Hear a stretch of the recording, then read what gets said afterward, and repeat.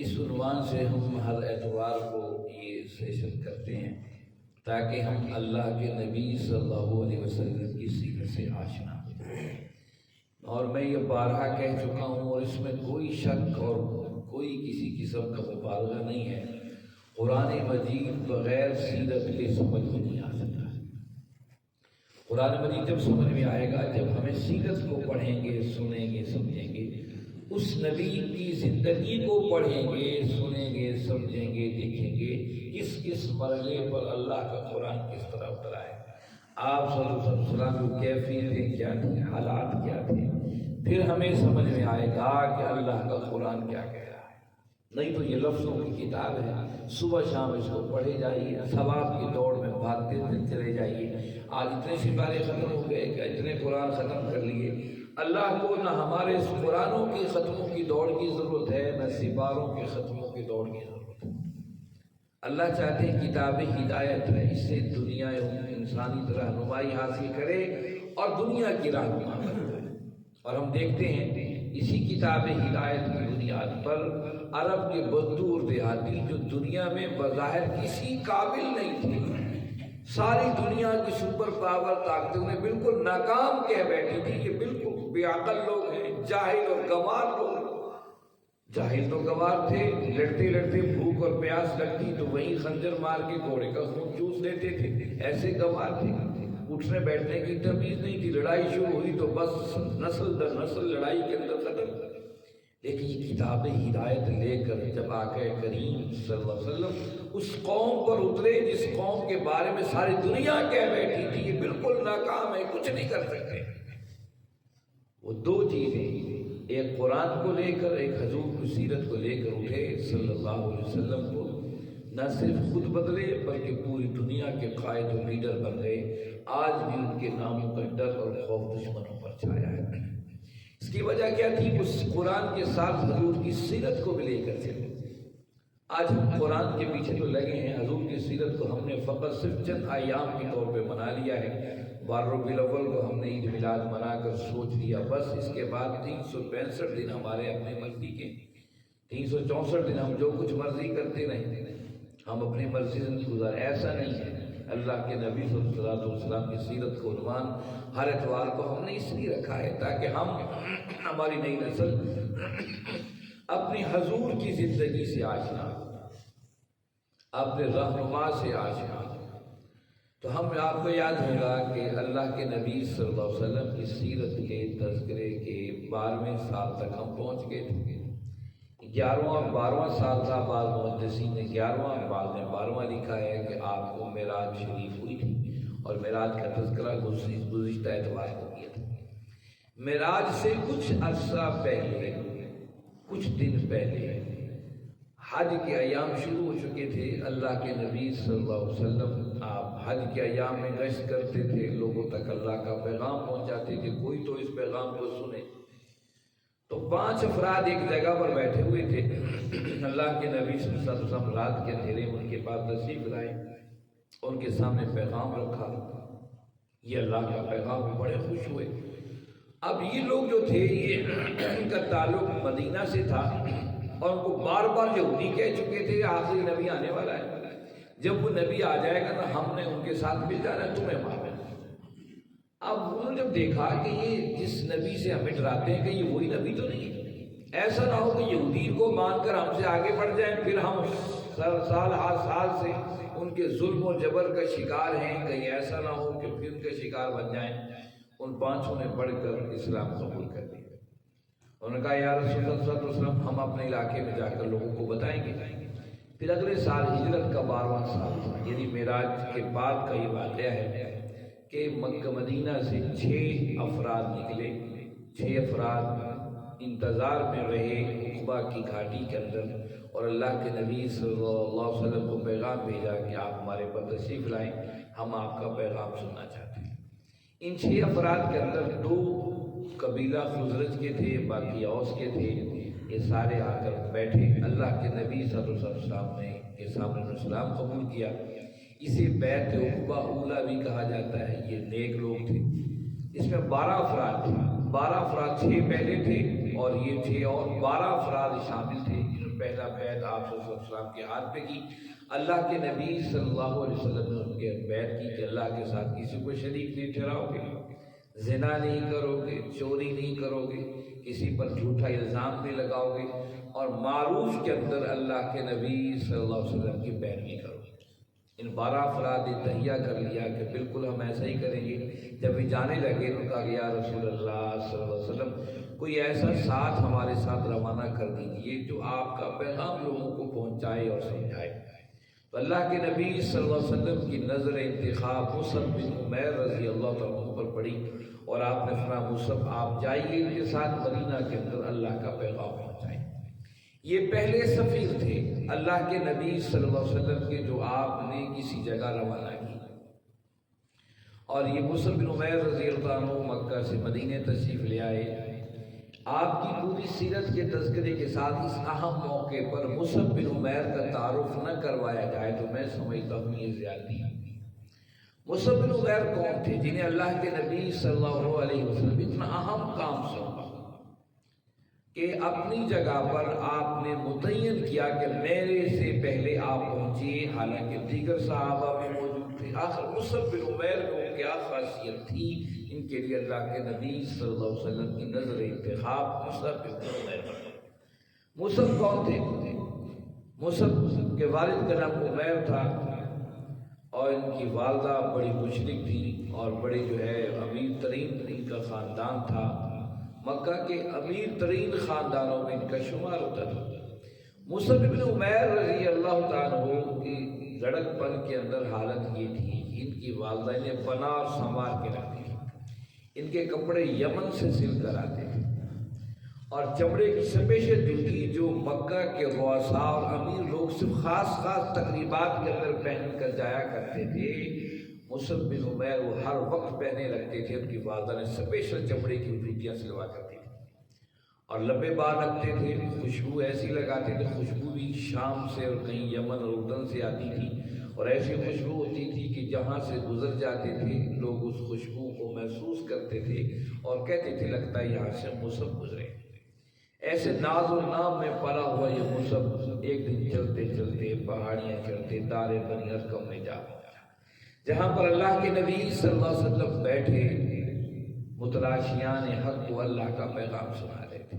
مصعب بن عمیر نے پیغام سنا تو حیران رہ گئے کہ میں اب تک اس سے دور کیوں رہا اور اسلام قبول کر، لیکن اسلام کو چھپائے رہے۔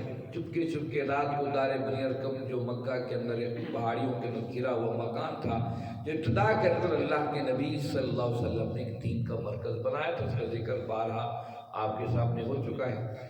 مصعب بن عمیر رات کے اندھیرے میں چھپتے اور پیاس بجھاتے، نگاہوں کی اور دل کی اور روح کی، پھر واپس چلے آتے۔ ایک دن عثمان بن طلحہ نے دیکھ لیا، یہ کعبے کے کنجی بردار تھے، انہوں نے دیکھا عثمان بن طلحہ یہ تو مصعب دار بنی ارقم سے باہر نکل گئے، حالانکہ بعد میں اسلام قبول کر لیا تھا عثمان بن طلحہ رضی اللہ تعالیٰ، لیکن اس وقت شدید کافر تھے اور سخت ترین کافر تھا۔ فوراً ان کی ماں کو اطلاع دی، جس کے لیے اتنا کچھ کر رہی ہے وہ تو یہ کر رہا ہے۔ مصعب بن عمیر گھر پہنچے تو ماں بھری بیٹھی نے کہا مصعب تمہیں شرم نہیں آتی؟ وہاں کیا کرنے جاتے ہو دار بنی ارقم کے اندر؟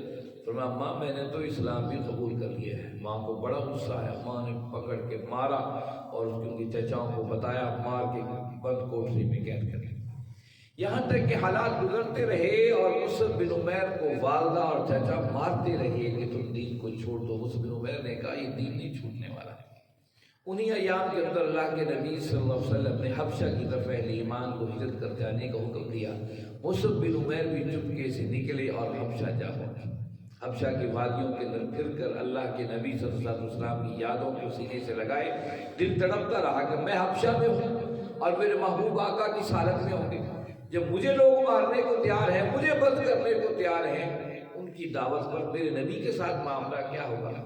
مصعب بن عمیر رو رو پڑتے اور آخر ان سے برداشت نہ ہو سکا، وہ حبشہ کو خیر آباد کہہ کر دوبارہ مکہ تشریف لے آئے، اور مکہ میں جب آئے تو دوبارہ ظلم کا شکار بنتے رہے اور مسلسل تکلیفیں اٹھاتے رہے، لیکن مصعب بن عمیر کے پایا کے پاؤں کے اندر ایک لمحے کو بھی لغزش نہیں آئی اس دعوت کے مقابلے کے لیے، اور آپ مسلسل اس حق کو قبول کرتے رہے، یہاں تک کہ اللہ کے نبی صلی اللہ علیہ وسلم نے سمجھ لیا کہ مصعب بن عمیر تو ہر مشکل مرحلے سے نکل آئے ہیں، ہر دکھ و تکلیف سہ کر بھی اس معاملے میں کھڑے رہے ہیں اور اس کو بھی ایمان لے کر آئے تھے. عمر فاروق رضی اللہ تعالیٰ دور دور تک اسلام قبول کرنے کا ان کا سمجھ نہیں آ رہا تھا. یہ تو سب سے پہلے لوگوں میں شمار تھے. آپ نے ان کے حوالے کر دی جائیے یہ اللہ کا پیغام آپ کو سنائے.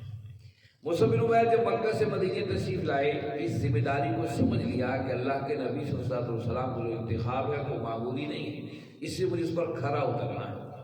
آپ وہاں جا کر اوس کے لوگوں کو دعوت دینے لگے. اوس کا قبیلہ بنی اشہل, یہ بہت بڑا مضبوط قبیلہ تھا اور پورے اوس کی سرداری بنی اشہل کے ہاتھ میں.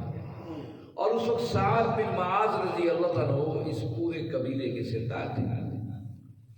انہوں نے دیکھا کہ یہ کوئی نوجوان ہے اور کہیں مکہ میں مدینہ میں کہیں ایک کونے میں لوگوں کو لے کر بیٹھ جاتا ہے, کبھی دوسرے کونے میں لوگوں کو لے کے بیٹھ جاتا ہے. انہوں نے اپنے چچا دار بھائی اسد بن زرارہ کو بلایا, کہا یہ کیا نوجوان ہے, تماشا ہے, کبھی ادھر کبھی ادھر, اسے سمجھاؤ کہ ہمارے خداؤں کو برا کہنا چھوڑو اور انسان بنو, یہ کیا کرتے, نہیں تو واپس مکہ بھیج دیں گے. اسد بن زرارہ نیزہ ہاتھ میں لیے غصے میں اس کے پاس ہے, کہا کیا کر رہے ہو یہاں پر. مصعب بن عمیر کو اٹھایا, چلو نکلو اپنے شہر واپس مکہ, یہاں کیا تم نے تماشا بنایا ہوا ہے. مصعب بن عمیر نے فرمایا کہ اسد اگر آپ تھوڑی دیر کے لیے بات کو سن لیں تو کیا ہے, اگر بات پسند آئے ٹھیک ہے, نہ پسند آئی تو میں یہاں سے نکل جاؤں گا. اسد بن زرارہ نے کہا ذرا مجھے بتائیے. بیٹھ گئے. جب بیٹھ کے اللہ کا قرآن سنا تو جسم میں کب کبھی تاری ہو گئی کہ یار ہم نے زندگی کہاں گم کر دی. فوراً کہا کہ مجھے بتائیے اس کے دین میں داخل ہونے کے لیے مجھے کیا کرنا پڑے گا. کہا آپ کو نہانا دھونا پاک صاف ہو کر اپنے جسم بھی اور کپڑے بھی پاک کر کے آنے پڑیں گے, پھر آپ کرنا پڑے گا. وہ گئے اور نہائے دھوئے اور کپڑے پہن کے آئے, اسلام قبول کر لیا. اور اسلام قبول کرتے کہا کہ یہ جو میرے چچا صاحب بھائی سعد بن معاذ یہ سردار ہے, اگر تم اسے قائل کر لیا تم نے تو پھر سمجھیے کہ مدینہ میں آپ کہیں زور ہوگا اسلام کا. آپ کو کیسے بلایا جائے, کہا میں ترکیب لگاتا ہوں تم یہیں بیٹھی. یہ سعد بن معاذ کے پاس, یہ سعد بن معاذ نے دیکھا کہ جو چال گئی تھی وہ اور چال تھی, واپسی پہ اور چال ہے. اور جو ہی قریب ہے کہا کہ ابن زرارہ مجھے لگتا ہے کہ جو قدم لے کر گئے تھے وہ قدم واپس ایک اور قدم ہے. کہا کیا کروں, نوجوان لوگ ہیں, میں نے بڑی سمجھانے کی کوشش کی ہے, لیکن ساتھ ایک بات ہے, آپ کے جو بھائی ہیں پھوپھی زاد بھائی وہ بھی ان کے ساتھ بیٹھے ان کی باتیں سن رہے تھے اور مجھے خبر ملی ہے کہ فلاں کوئی قبیلہ ہے جو ہمارا دشمن ہے وہ حملہ کرنے والا ہے آپ کے پھوپھی زاد بھائی. اب قومیت اور تعصب جو تھا ہی تھا, یہ مجھ سے پوچھے کہ اچھا اسلام تو بعد میں رہے گا, میرے پھوپھی زاد بھائی کے اوپر حملہ کرنا چاہتے ہیں. جب وہاں پر گئے پہنچے تو وہاں پر کوئی معاملہ ایسا نہیں تھا. اور غصے سے ابن زرارہ کو دیکھا, کہا لگتا ہے تم ہی جو ہے کچھ گڑبڑ کرنے والے ہو. کہا کہ دیکھیے یہ بات کچھ کر رہے ہیں, سمجھ آ جائے تو ٹھیک, نہیں تو ان کو بھگا دیں گے. یہ کیا بات ہوئی, آپ ذرا بات سن کے دیکھیں. کہا اچھا سناؤ. سعد بن معاذ رضی اللہ عنہ, مصعب بن عمیر رضی اللہ عنہ کی بات سنی تو کہاں اٹھے, کہنے کے واقعی یہ تو ہم تو بھولے رہے, ابھی مجھے مسلمان کرو. سعد بن معاذ رضی اللہ عنہ مسلمان ہوئے, نہ صرف مسلمان ہوئے, کیا کمال بعد اسلام لوگ لائے تو کمال لائے. اسلام قبول کرتے گھر گئے, پورے اپنے برادری کو اکٹھا کر لیا, بنو عبد الشہر ساری برادری اکٹھی کر لی. برادری کا سنو تمہیں مجھے کیا سمجھتے ہو, کہا دیا آپ ہمارے سردار ہیں. کہا میری ہر بات مان لو. جی آپ کی ہر بات مان لو. کہا ٹھیک ہے, میرے آج سے تمہارا میرا کوئی تعلق نہیں ہے جب تک تو محمد کریم صلی اللہ علیہ وسلم پر ایمان نہیں لے کر آتے اور شرک کا انکار نہیں کرتے. اور انہوں نے کہا بھی ہم تو آپ کے ساتھ اگر آپ نے اسلام قبول کر لیا ہے ہم سب اسلام میں داخل ہوتے ہیں. اور سب نے اس کلمہ پڑھ کے اسلام کے اندر داخل ہوئے. بہت بڑی خوشخبری تھی, بہت بڑی بات تھی.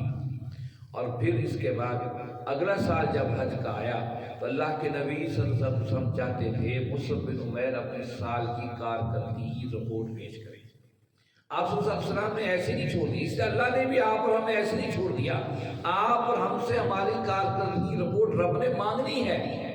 ہم نے آپ کو بیٹے دیے تھے, بیٹیاں دی تھیں, اولاد دی تھی, خاندان دیا تھا, ایک معاشرہ دیا تھا, زندگی دی تھی, روح دی تھی اور دل دیا تھا, دماغ دیا تھا. اس کی رپورٹ ہم سے رپورٹ مانگنی ہے. اور اللہ کے نبی صلی اللہ علیہ وسلم بھی اپنے صحابہ سے رپورٹ لیا کرتے تھے. بتاؤ کیا کیا آپ نے. یہ حج کا موقع تھا اور یہ 12واں سال تھا حج کا, اور اس میں جو ہے آپ کے پاس تشریف لے کر آئے، 75 افراد لے کر مصعب بن عمیر بارگاہ رسالت میں آئے اور اللہ کے نبی صلی اللہ علیہ وسلم کے سامنے پیش کیا۔ یہ 73 افراد، یہ دوسری بیعت عقبہ تھی، 73 افراد بارگاہ رسالت میں آئے، جنہوں نے اسلام حاصل قبول کر لیا، بلکہ اللہ کے نبی صلی اللہ علیہ وسلم کو دعوت دی، یا رسول اللہ صلی اللہ علیہ وسلم آپ مکہ چھوڑ کر مدینے تشریف لے آئیں، ہمارے بیٹے اور ہماری نسل، ہمارے خاندان آپ کی حفاظت کریں۔ اور آپ نے فرمایا ٹھیک ہے، اس کے بارے میں پھر یہ بات طے ہو گئی۔ اللہ کے نبی صلی اللہ علیہ وسلم کا یہ پیغام سننے کے بعد اور اللہ کے نبی صلی اللہ علیہ وسلم کا ارادہ مدینہ کی طرف مضبوط ہو جانے کے بعد یہ 73 افراد مدینہ واپس چلے گئے اور مصعب بن عمیر کچھ دنوں کے لیے مکہ کے اندر آ کے ٹھہر گئے۔ اب مکہ میں جب آئے تو ماں کو پتہ چلا کہ مصعب مکہ میں آئے۔ کمال ہے، اس صحابہ بھی کمال تھے، یہ ایسے لوگ ہیں، ایسے کمال لوگ ہیں۔ قرآن نے ایسی نہیں سرٹیفکیٹ دے دیا رضی اللہ عنہ ورضوا عنہ، یہ اللہ سے راضی ہو گیا، اللہ ان سے راضی ہو گیا۔ مصعب بن عمیر آئے تو ماں کو خبر لگی، ماں نے پیغام بھیجا، بیٹا اتنے عرصے بعد آیا ہے، ماں کو تو مل لے۔ انہوں نے کہا ماں ابھی میری آنکھیں حضور کی زیارت سے ٹھنڈی نہیں ہوئی ہیں، جب ٹھنڈی ہوں گی تو پھر میں آپ کی بھی خبر لے لوں۔ ماں نے کہا بیٹا آپ جائیے ماں سے مل لیجیے۔ یہ ماں کے پاس آئے، ماں نے کہا کہ اچھا حبشہ گئے تھے تو تمہاری حالت خراب ہو گئی، جب مدینہ میں یثرب تو بیماری کا مرکز ہے، پھر بیمار ہو کے آنا ہے۔ اب مصعب بن عمیر کو اندازہ ہو گئی جو ماں بتا رہی ہے نا، مجھے لگتا ہے پھر پابندیاں لگا کر قید کرنا چاہتی ہے۔ اب کہا ماں کعبے کے رب کی قسم اب جو میرے مقابل آئے گا میں کوئی سر قلم کر دوں گا جو مجھے پکڑنے کے لیے بند کرنے کے لیے آئے گا۔ ماں نے دیکھا یہ تو سمجھنے کو تیار نہیں ہے تو کہا اچھا جیسے تمہاری مرضی۔ مصعب بن عمیر رضی اللہ عنہ آپ صلی اللہ علیہ وسلم کی ہجرت مدینہ سے 12 دن پہلے حضور صلی اللہ علیہ وسلم کے حکم پر مکہ سے مدینہ تشریف لے آئے اور پھر مدینہ پہنچ کر حضور کی اجازت سے پہلا جو آج آپ جمعہ پڑھتے ہیں نا، پوری دنیا کے اندر جمعہ پڑھا جا رہا ہے، پہلا جمعہ اللہ کے نبی صلی اللہ علیہ وسلم کے حکم پر مصعب بن عمیر رضی اللہ عنہ نے مدینہ میں پڑھایا۔ یہ اس امت مسلمہ کا پہلا جمعہ تھا جس میں مصعب بن عمیر رضی اللہ عنہ خطبہ دیا اور اس کے بعد نماز پڑھائی، اس کے بعد بکری ذبح کر کے، جانور ذبح کر کے اللہ کے راستے میں تقسیم کیا کہ لوگ آئیں، خوشی کا موقع ہے۔ اور اب بھی سنت کو بعض مساجد کے اندر ادا کیا جاتا ہے، جمعے کے بعد بہترین کھانے کا ارینجمنٹ اور انتظام ہوتا ہے۔ ہم تو بجلی کے بل کو روتے رہ جاتے ہیں کیا یہاں پر کھانے کا انتظام ہو، ویسے بہترین سنت اور ادب کا طریقہ یہی ہے، جمعے کے بعد عام لوگوں کے لیے کھانے کا ارینجمنٹ ہو، انتظام ہو، لوگ آئیں اور جمعے کے بعد وہ کھانا بھی کھائیں، اللہ کا شکر بھی ادا کریں۔ مصعب بن عمیر رضی اللہ عنہ نے پہلا جمعہ جو تھا اس کو اسی طریقے سے ادا کیا۔ اس کے بعد پھر اللہ کے نبی صلی اللہ علیہ وسلم تشریف لائے مکہ سے مدینے، یہ 40 سال پھر اپنی ذمہ داری اللہ کے نبی صلی اللہ علیہ وسلم کی صحبت پہ گزارنے لگا۔ پہلا مارکہ بدر ہوا کفار کے ساتھ، اور اس کفار کے مارکے میں علم بردار مصعب بن عمیر تھے، ان کے ہاتھ میں اللہ کے نبی صلی اللہ علیہ وسلم نے مہاجرین کا علم تھمایا، اور ابو ایوب انصاری جیسے صحابی رسول آپ کے بھائی ٹھہرے جسے مواقعات مدینہ کہا جاتا ہے، اور میدان بدر میں آپ نے بڑی شجاعت اور بڑی بہادری کے کارنامہ سر انجام دیا اور دشمن تتر بتر ہو گیا اور کامیابی سمیٹ کر اہل اسلام مدینہ کو لوٹے۔ اس کے بعد دوسرا مارکہ میدان احد تھا، اس میں اللہ کے نبی صلی اللہ علیہ وسلم شریک رہے اور مصعب بن عمیر بھی شریک رہے۔ مصعب بن عمیر وہ صحابی ہیں جو قد کاٹ میں نبی کریم صلی اللہ علیہ وسلم کے بالکل برابر تھے، اور بعض دفعہ جو پہلی دفعہ یا دوسری دفعہ دیکھتا تھا اس شکل کو شباہت بھی آپ کی اللہ کے نبی صلی اللہ علیہ وسلم سے ملتی تھی اگر وہ ایک سائڈ کے روپ پہ کھڑے ہوتے ہیں۔ اور آپ جانتے ہیں میدان احد کے اندر پہلی دفعہ مسلمان غالب ہو گئے تھے، پھر دوبارہ دشمن نے چال چلی اور مسلمانوں کو تکلیف اٹھانا پڑی۔ اس آخر وقت میں جب اللہ کے نبی صلی اللہ علیہ وسلم کو دشمنوں نے گھیر لیا تھا، مصعب بن عمیر آپ کے دفاع کے لیے اس موقع پر کھڑے تھے۔ اس وقت ابن قمیہ جو بہت بڑا کافر تھا، یہ وہ کافر تھا جس نے اپنا ایک سواری جو ہے گھوڑے کر لے کر رکھی ہوئی تھی، کہا میں اس پر چڑھ کر مکہ میں کہتا تھا محمد صلی اللہ علیہ وسلم میں تجھے قتل کروں گا، اور آپ فرماتے ہیں تو میرے ہاتھوں میں مارا جائے گا۔ ابن قمیہ نے دیکھا کہ اللہ کے نبی صلی اللہ علیہ وسلم یہاں موجود ہیں تو غصے میں کہا، اس نے کہا کہ اگر حضور بچ گئے تو میری خیر نہیں ہے۔ وہ یہ سمجھا کہ مصعب بن عمیر جو ہے گھوڑے پر بیٹھے دور سے ہی نظر آیا کہ یہی حضور ہے۔ اس نے ایک تلوار آپ کے دائیں بازو پہ ماری، آپ نے جھنڈا اٹھایا ہوا تھا، آپ نے بائیں ہاتھ میں پکڑ لیا، پھر بائیں ہاتھ میں تلوار ماری، بائیں ہاتھ بھی کٹ گیا، اب دونوں کٹے ہاتھوں سے آپ نے جھنڈے کو سنبھال لیا۔ تو ابن قمیہ نے پھر تیر تاک کر مارا جو آپ کے سینے کے اندر لگا، یوں آپ شہید ہو کر گھوڑے سے نیچے گرائے۔ ابن قمیہ نے شور مچا دیا کہ اللہ کے نبی صلی اللہ علیہ وسلم شہید کر دیے گئے۔ یہ مصعب بن عمیر کی شہادت ہے۔ مصعب بن عمیر کی ہجرتیں بھی بڑی عجیب تھیں۔ آپ ایک ٹاٹ کا ٹکڑا لیے مکہ سے مدینے آئے تھے، ماں نے ان سے سب کچھ چھین لیا تھا، اور کبھی جب مدینے میں آپ دیکھتے تھے آپ کی آنکھوں میں آنسو آ جاتے تھے۔ آج جب میدان احد کے شہداء کا معاملہ جب معرکہ ختم ہو گیا، آپ مصعب بن عمیر کے پاس تشریف لائے، صحابہ کو اکٹھا فرمایا، لوگوں سنو یہ وہ مصعب ہے جو خوشبو لگاتا تھا، دور تک خوشبو آتی تھی، لباس وہ پہنتا تھا جو یمن اور اردن میں جہاں سے سلوا کر آتا تھا، اور جوتی وہ پہنتا تھا جو بڑے بڑے عمراء بھی صرف خاص تقریبات میں پہنتے تھے کہ ہماری جوتیاں خراب نہ ہو جائیں، پر مصعب جوتی وہ ہر وقت پہنے رہتا تھا۔ لیکن پھر اللہ اور اس کے رسول کی محبت میں سب کچھ اس نے چھوڑ دیا، سب کچھ چھوڑ دیا، اور یہاں تک کہ ٹاٹ کے کپڑے پہن لیے اور سردی اور گرمی ایک ہی لباس رکھا۔ یہ مصعب بن عمیر ان لوگوں میں شامل ہے جب میدان حشر سجایا جائے گا، اللہ کے عرش کے سائے کے نیچے ہوں گے، اور سارا جو ہے حساب و کتاب کا معاملہ اپنی نگاہوں سے دیکھتے جائیں گے، یہ ان لوگوں میں شمار ہوتے ہیں۔ اور مصعب بن عمیر کے آخری وقت جب آیا، ان کے لیے کفن ڈھونڈا گیا، اگر سر پہ کرتے تھے تو پاؤں ننگے رہتے تھے، پاؤں پر کرتے تھے سر ننگا رہ جاتا تھا۔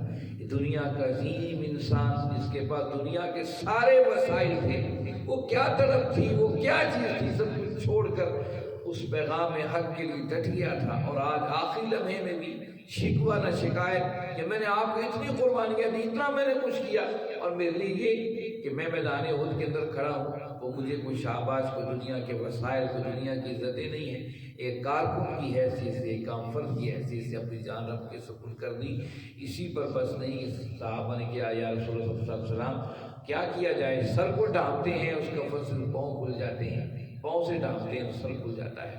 آپ صلی اللہ علیہ وسلم فرمایا کہ ان کا سر ڈھانپ دیجیے اور پاؤں پر گھاس ڈال دیجیے، اور یہ دنیا کا عظیم انسان اس میدان احد کے اندر اس خاک نشین ہوا اور اپنی زندگی میں کمال سبق دے گیا۔ میدان احد کے اندر ایک اہم مرحلہ تھا، جب قیدی پکڑے جا رہے تھے، ایک قیدی جو تھا وہ زرارہ بن عمیر، اس کے ہاتھ باندھ رہے تھے ایک صحابی رسول، تو حضرت عمیر پاس مصعب کو پاس نے کہا کہ اس کے ہاتھ کس کے باندھنا، اس کی ماں بڑی پیسے والی ہے، دولت والی، سے بڑا دولت پہ گھمنڈ ہے۔ اب زرارہ بن عمیر، وہ زرارہ اور ہے جن کا پہلے تذکرہ کہ یہ زرارہ بن عمیر یہ مصعب بن عمیر کے بھائی ہیں۔ انہوں نے کہا مصعب میں تو تمہارا سگا بھائی ہوں، ایک ماں کے ہم بیٹے ہیں، تم اسے بھائی کہہ رہے اور مجھے دشمن کہہ رہے ہیں۔ قیامت تک کے لیے اس امت کا نسب العین متعین کر دیا مصعب بن عمیر رضی اللہ تعالیٰ عنہ نے فرمایا جو تمہارے ہاتھ باندھ رہا ہے وہ میرا بھائی، تو نے جو کہ اس دین کو قبول نہیں کیا تو میرا بھائی نہیں ہے، میرا دشمن ہے۔ کیسے لوگ تھے، اور اپنی سچائی کے ساتھ اس کو دنیا کے غالب کر دیا، اور پھر آپ کے سبب مدینہ کے اندر اسلام بڑی تیزی سے پھیلا، اور یہ میدان کے شاہ سوار میدان احد کے اندر جا کر اپنے رب کی بارگاہ میں سرخرو ہو گئے۔ انہی کی قبر پر کھڑے ہو کر اللہ کے نبی صلی اللہ علیہ وسلم فرمایا تھا بعض وہ لوگ ہیں جو اپنے عہد کو رب سے کیے ہوئے عہد کو نبھا گئے، اور بعض وہ لوگ ہیں جو اپنے رب سے عہد کیے ہوئے قبول کرنے کے لیے نبھانے کے منتظر ہیں۔ یہ مصعب بن عمیر تھے۔ میرے بھائیوں یہ سیرت ہے اللہ کے نبی صلی اللہ علیہ وسلم کی، اس سیرت نے کیسے کیسے افراد پیدا کیے۔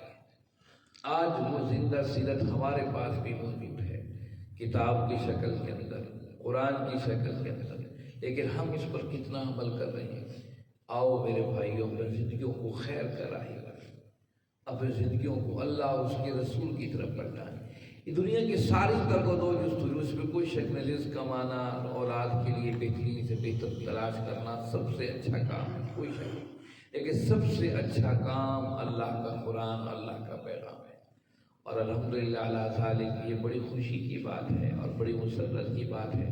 کل ہم ایک دوست کے پاس گئے، پرسوں کو دعوت دینے کے لیے، آپ آتے تھے اب نہیں آ رہے، انہوں نے کہا ہماری اڈے والی مسجد کے اندر بھی قرآن کا آغاز ہو گیا ہے۔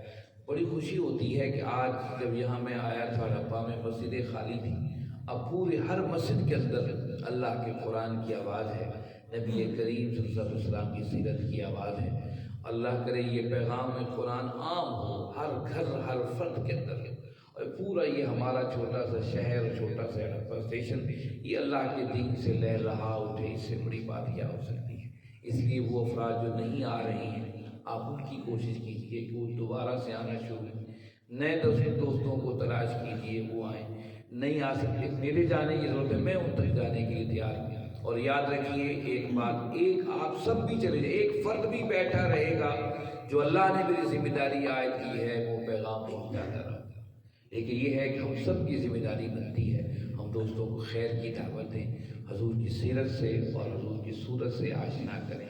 اللہ رب العزت سے دعا ہے اللہ رب العزت آپ ہم سب کو سمجھنے اس پر عمل کرنے کی توفیق عطا فرمائیں۔ انشاءاللہ آئندہ اتوار کو آپ کی ہجرتوں کے سفر کے تذکرے ہوں گے کہ آپ مکہ سے مدینے کس حالات میں تشریف لائے اور یہ سفر آپ کا کیسا تھا۔ اس اعتبار سے پہلے اپنے بچوں کو بھی ساتھ ہی تہیا کریں، انہیں بھی حضور کی سیرت سے آشنا کرنا ہے، انہیں بھی ساتھ لے کر آئیں۔ وآخر دعوانا الحمدللہ رب العالمین والصلاة والسلام علی